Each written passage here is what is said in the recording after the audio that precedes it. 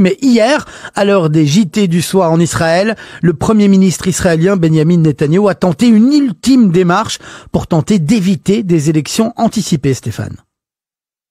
Ouais, il a dit qu'il était irresponsable de défaire la coalition dans la situation que traverse actuellement Israël. Il a même dit, pour faire peur aux Israéliens, qu'une nouvelle guerre était imminente. Mais il n'a pas dit avec qui. Et ça, c'est typiquement le style de Benjamin Netanyahou, instiller la peur pour s'accrocher au pouvoir. Les réactions à son intervention d'hier soir sont pas bonnes pour lui dans le public israélien. On connaît déjà cette manière de pratiquer. Maintenant, il faut mettre des noms sur ces menaces. Il faut être beaucoup plus précis parce que les Israéliens ont l'impression qu'on ne leur explique pas les sacrifices qu'on est en train de leur demander. Alors ça c'était hier. Aujourd'hui à 10h30, les ministres de la Justice et de l'Éducation, Ayelet Shaked et Naftali Bennett du foyer juif, délivreront un communiqué par lequel tout le monde attend l'annonce de leur démission. Alors Stéphane, pourquoi tous les alliés de Benjamin Netanyahou quittent-ils précipitamment le navire ? Oui. D'abord, Naftali Bennett avait demandé de récupérer le portefeuille de la Défense après la démission de Victor Lieberman. C'était une sorte d'ultimatum. C'était un ultimatum. Soit je reçois ce portefeuille de la Défense, soit mon parti, le foyer juif, et moi démissionnons du gouvernement. Donc cela force numériquement à de nouvelles élections anticipées. Et puis il y a trois raisons à l'abandon de Netanyahou par ses alliés. D'abord leur ambition personnelle. Si on parle justement de Bennett et de Lieberman, ils ont les dents qui raclent le sol depuis quelques années déjà. Ensuite, le phénomène des chacals. Ils voient que le lion est à terre, il est affaibli, et ils attendent qu'il meure, politiquement bien entendu, pour se partager le butin. Mais surtout, c'est l'énorme et impardonnable bévue que Bibi Netanyahou a commise à Gaza, et dont ils savent que les Israéliens ne la lui pardonneront pas. C'est un mauvais ticket, comme on dirait en Amérique, avant des élections. On sait que pour les Israéliens, la sécurité de leurs concitoyens, leur propre sécurité est une priorité absolue, et ils se rendent compte que les bonnes décisions n'ont pas été prises à Gaza, et ça va peser vraiment très très lourd dans les urnes. Et les Lieberman, Bennett et consorts n'ont pas envie du tout de couler avec le navire Netanyahou, et c'est ce qu'on pressent quelque part dans le microcosme politique, Jim. Stéphane, la plupart de nos auditeurs, j'en suis sûr, vous lisent sur le site de la Metula News Agency. Vous avez écrit dans vos derniers articles que Benjamin Netanyahou avait fait quelque chose de terrible lors de la dernière confrontation avec la milice islamique dans la bande de Gaza. Vous pensez qu'il n'avait pas le droit, en fait, en tant que Premier ministre, de décider de ne pas faire la guerre à Gaza ? Mais pas du tout. Il avait totalement le droit. Monsieur Netanyahou est Premier ministre, il a été élu par les citoyens, les électeurs israéliens.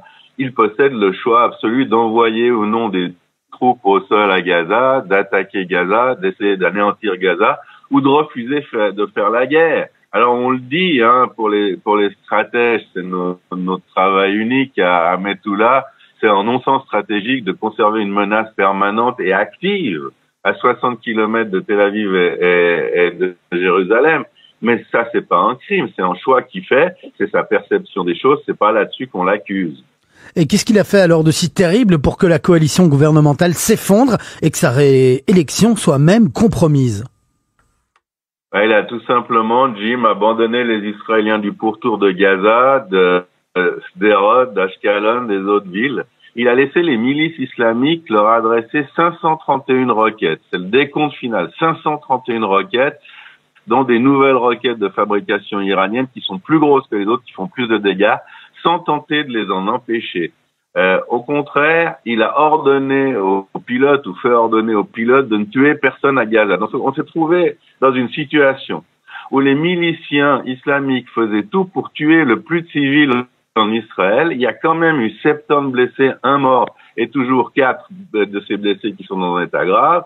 Et pendant que Netanyahou ordonnait de ne pas neutraliser ces miliciens lanceurs de roquettes. Alors, mathématiquement, je sais que c'est très compliqué et très difficile quand on est en Europe, notamment à Bruxelles, d'envisager ce que je suis en train de dire. Mais mathématiquement, c'est indiscutable. Il y a eu 531 roquettes tirées en 24 heures contre 251 le pire jour, les pires 24 heures de rocher inébranlable en 2014. Et s'il y a eu 251 roquettes seulement, en guillemets, en 2014, c'est parce que, et on se rappelle de ces images de drones, de chasseurs bombardiers, qui visaient tous les lanceurs de roquettes au sol à Gaza et qui les détruisaient avant qu'ils ne puissent tirer leur Qassam sur les Israéliens. Eh ben, tout simplement, cette fois, la semaine passée, ça ne s'est pas fait. On les a, Monsieur Netanyahou les a laissés tirer ces Qassam sans intervenir. On a intercepté 2 groupes de tireurs. Contre 531 roquettes, il y a 7 miliciens islamiques palestiniens qui ont été éliminés. Donc il y a une décision a priori prise par M. Netanyahou qui a forcé les autres ministres de l'accompagner dans cette décision de ne pas riposter, de laisser en fait ces miliciens bombarder le pourtour de Gaza, et ça c'est vraiment extrêmement grave. Stéphane, s'il avait fait la chasse aux lanceurs de roquettes, est-ce que la situation, elle n'aurait pas automatiquement dégénéré en conflit total? Mais non, c'est ce que Bibi essaie de faire passer, mais personne ne peut obliger Israël de lancer une offensive à Gaza. Le fait de tirer sur les lanceurs de roquettes, il y aurait eu plus de morts à Gaza et moins de blessés en Israël. Mais c'est pas ce qu'on appelle une offensive. Une offensive, c'est lancer des chars et puis soit affaiblir les milices à Gaza, soit les en chasser. Mais ça n'a strictement rien à voir. On essaye d'utiliser, d'instrumentaliser cette confusion. Il y a une chose, c'est attaquer Gaza, et il y a une autre chose, c'est attaquer les lanceurs de missiles et ces lanceurs de roquettes. Et ces lanceurs de roquettes n'ont pas attaqué. Stéphane, dans vos articles, vous parlez d'un crime de non-assistance à Israéliens en danger. Est-ce que vous n'y allez pas tout de même un petit peu trop fort là-dessus? Vous m'entendez, vous entendez la démonstration que je fais par oral, par écrit. C'est tout simple, hein. Protéger la population israélienne avec tout ce que Tsahal possède est une obligation constitutionnelle. Quand le Premier ministre prête serment, il prête serment de protéger les citoyens d'Israël. Ne pas l'avoir fait, à mon sens, est un crime pénal. Et à mon avis, M. Netanyahou devra peut-être en répondre devant la justice, sans doute s'il n'arrive pas à gagner les prochaines élections. C'est extrêmement grave d'avoir une armée qui peut protéger vos citoyens.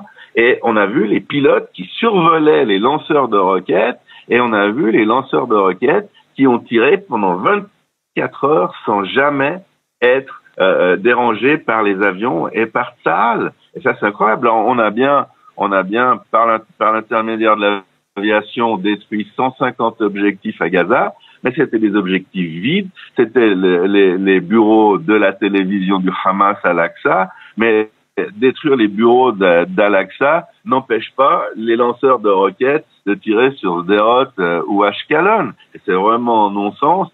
Et plus profondément, ça met en doute la qualité du jugement de Benjamin Netanyahou, et que je dis cela avec des pincettes, mais ça fait peur à tout le monde. On se dit, et pour parler le langage simple de la population, c'est le langage qui est tenu lorsqu'on reçoit des roquettes sur la tête. Est-ce que Benjamin Netanyahou, peut-être par fatigue du pouvoir, n'a pas quelque part perdu la boule? Stéphane, on terminera là-dessus, mais qu'est-ce qui va se passer maintenant dans les prochaines heures? On attend une démission possible du gouvernement. Quelles vont être les réactions? À quoi il faut s'attendre dans les prochains jours? Alors, on a dit, à 10h30, il y a cette déclaration commune de Monsieur Bennett et Madame Shaked. Probablement, ils vont dire que ils quittent le gouvernement avec leur parti, donc il y aura plus de majorité à la Knesset pour Benjamin Netanyahou. Très probablement des élections en mars, tout le monde les veut, Carlon, l'opposition, Bennett, Lieberman, et on peut vous dire que Netanyahou va avoir le plus grand mal à former le prochain gouvernement.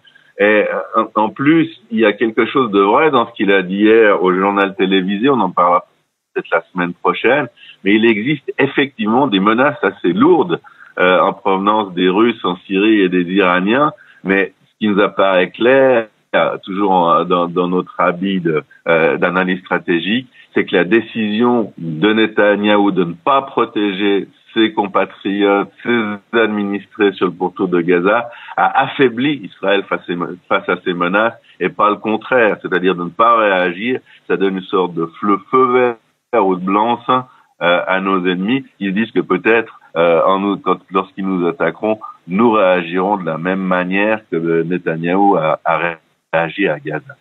Stéphane Juffin en direct d'Israël pour Bruxelles. Metula, merci beaucoup Stéphane d'avoir été avec nous ce matin. Je vous souhaite une bonne semaine à tous à Bruxelles et en Belgique.